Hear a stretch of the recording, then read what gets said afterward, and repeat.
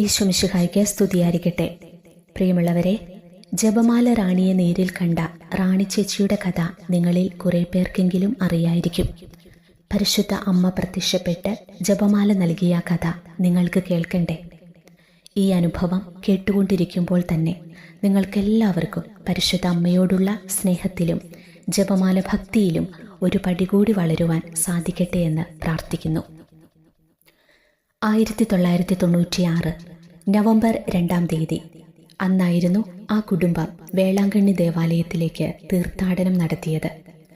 കഞ്ചിക്കോട്ടെ John ജോർജും ഭാര്യ റാണിയും കൂടെ മകൾ സ്നേഹയും. 12 മണിക്കുള്ള കുർബാന ദേവാലയത്തിൽ ആരംഭിച്ചിരുന്നു. ഒരൽപ്പം വൈകിയാണ് അവർ ദേവാലയത്തിലെത്തിയത്. നവീനമായ ഒരാത്മീയ ഉണർവായിരുന്നു ദേവാലയത്തിൽ റാണിക്ക് അനുഭവപ്പെട്ടുകൊണ്ടിരുന്നത്. ആ ആത്മീയ ഉണർവിൽ അവൾ ബലിയർപ്പണം പൂർത്തിയാക്കി. കുർബാനയ്ക്ക് ശേഷം ദേവാലയത്തിൻ്റെ വലതുഭാഗത്തായി മാതാവിൻ്റെ രൂപത്തിനു മുൻപിൽ മുട്ടുകൾ കുത്തി റാണി പ്രാർത്ഥിച്ചുകൊണ്ടിരുന്നു. ലോകം മുഴുവൻ്റെയും കരുണയ്ക്കും മാനസാന്തരത്തിനും വേണ്ടി അവൾ പ്രാർത്ഥിച്ചുകൊണ്ടേയിരുന്നു. പെട്ടെന്ന് തൻ്റെ കണ്ണുകൾക്ക് വിശ്വസിക്കാൻ സാധിക്കാത്ത വിധത്തിൽ വലിയൊരു പ്രകാശഗോളം അവൾ കണ്ടു. മാനുഷികമായ പരിമിതികൾക്കുള്ളിൽ നിന്നുകൊണ്ട് അവൾ ചിന്തിച്ചത് അതൊരു തോന്നൽ മാത്രമാണെന്നാണ്. അപ്പോഴേക്കും പരിശുദ്ധ മാതാവിൻ്റെ രൂപത്തിൽ നിന്നും ഇളം നീലയും വെള്ളയും നിറത്തിലുള്ള പ്രകാശരശ്മികൾ റാണിയുടെ മുഖത്ത് പതിച്ചുകൊണ്ടിരുന്നു. കണ്ണുകൾ തുറക്കാനാവാത്ത വിധം തീവ്രമായിരുന്നു ആ പ്രകാശകിരണങ്ങൾ. ശരീരത്തിന് വല്ലാത്ത ക്ഷീണം തോന്നി റാണിക്ക്. എന്നാൽ അവളുടെ ആത്മാവ് തീക്ഷ്ണമായി പ്രാർത്ഥിക്കാനുള്ള പ്രേരണ നൽകിക്കൊണ്ടിരുന്നു. ആത്മാവിൻ്റെ പ്രേരണയനുസരിച്ച് അവൾ പ്രാർത്ഥിച്ചുകൊണ്ടിരുന്നു. പെട്ടെന്ന് ആദ്യം കണ്ട പ്രകാശഗോളം വലുതാവുകയും പ്രകാശം പരന്ന് ദേവാലയം മുഴുവൻ അതിൻ്റെ ശോഭ വ്യാപിക്കുകയും ചെയ്തു. മാതാവിൻ്റെ രൂപം അനങ്ങുന്നതും പ്രകാശത്തിൻ്റെ നടുവിൽ വലിയൊരു സ്ത്രീരൂപം നിൽക്കുന്നതും അവൾ കണ്ടു.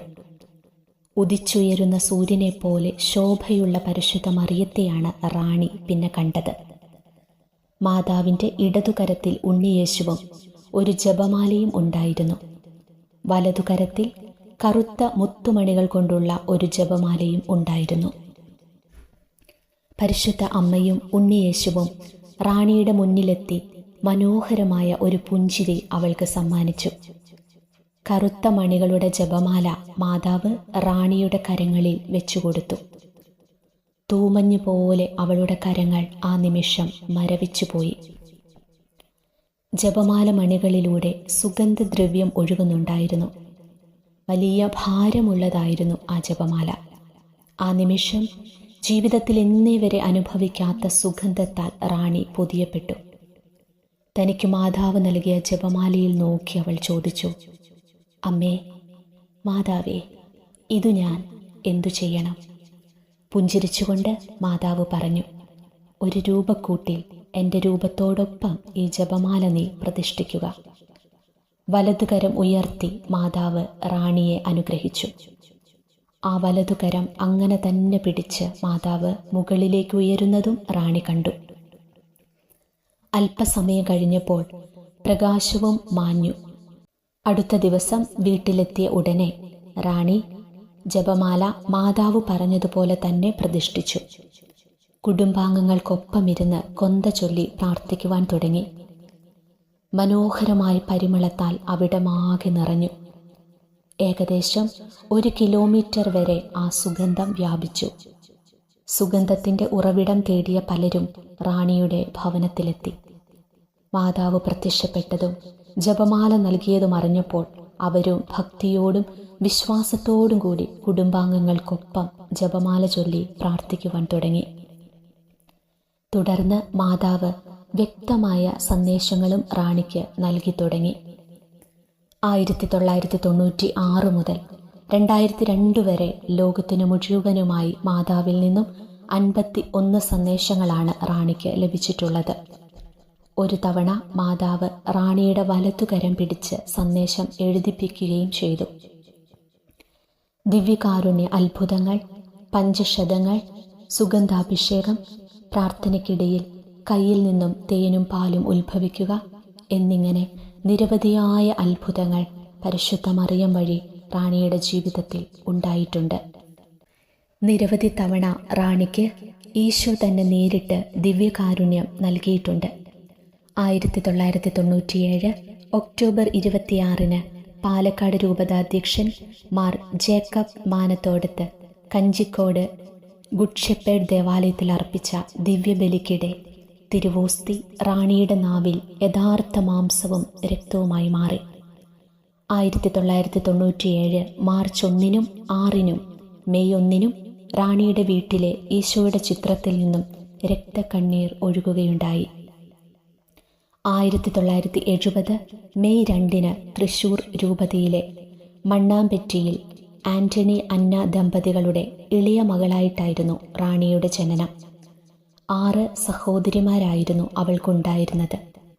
ഒരു കന്യാസ്ത്രീയാകണമെന്ന ആഗ്രഹത്താൽ 15-ാം വയസ്സിൽ അവൾ മഠത്തിൽ ചേർന്നു.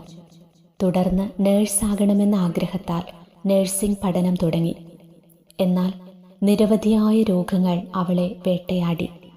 പഠനം തുടരാനാകാതെ വന്ന സാഹചര്യത്തിൽ റാണി ഒരു ധ്യാനത്തിൽ പങ്കെടുത്തു. അവിടെ വെച്ച് ഒരു വൈദികൻ പ്രത്യേകമായ ഒരു ദൈവവിളിയാണ് റാണിക്കുള്ളത്, അത് കന്യാസ്ത്രീയോ നേഴ്സോ ആവാനല്ല എന്നും പറഞ്ഞിരുന്നു. ജീവിതത്തിൽ നേരിടേണ്ടി വന്ന എല്ലാ സഹനങ്ങളും അവൾ ദൈവത്തിന് സമർപ്പിച്ചു. 1992 ഒക്ടോബർ 21-നായിരുന്നു ജോൺ ജോർജുമായുള്ള റാണിയുടെ വിവാഹം. വിവാഹത്തിന് ശേഷമാണ് റാണി കഞ്ചിക്കോട് എത്തുന്നത്. ഭർത്താവ് ജോണിനും മാതാവിനോടുള്ള വിശ്വാസവും ഭക്തിയും വളരെ വലുതായിരുന്നു. ദിവ്യകാരുണ്യ അത്ഭുതങ്ങൾ കൊണ്ടും പരിശുദ്ധ മാതാവിൻ്റെ പ്രത്യക്ഷപ്പെടലുകൾ കൊണ്ടും പ്രശസ്തമായ കഞ്ചിക്കോട് റാണി ജോണിൻ്റെ ഭവനം ഇന്ന് പാലക്കാട് രൂപതയുടെ ഔദ്യോഗിക പ്രാർത്ഥനാലയമായി മാറി. ആ കുടുംബത്തിൻ്റെ അഭ്യർത്ഥന പ്രകാരമാണ് വീട് രൂപത ഏറ്റെടുത്തത്. അതൊരു ആത്മീയ കേന്ദ്രവും പ്രാർത്ഥനാലയവുമായി നിലനിൽക്കണമെന്ന ആഗ്രഹത്തോടെ ഭവനം അവർ സൗജന്യമായി രൂപതയ്ക്ക് വിട്ടു നൽകുകയായിരുന്നു.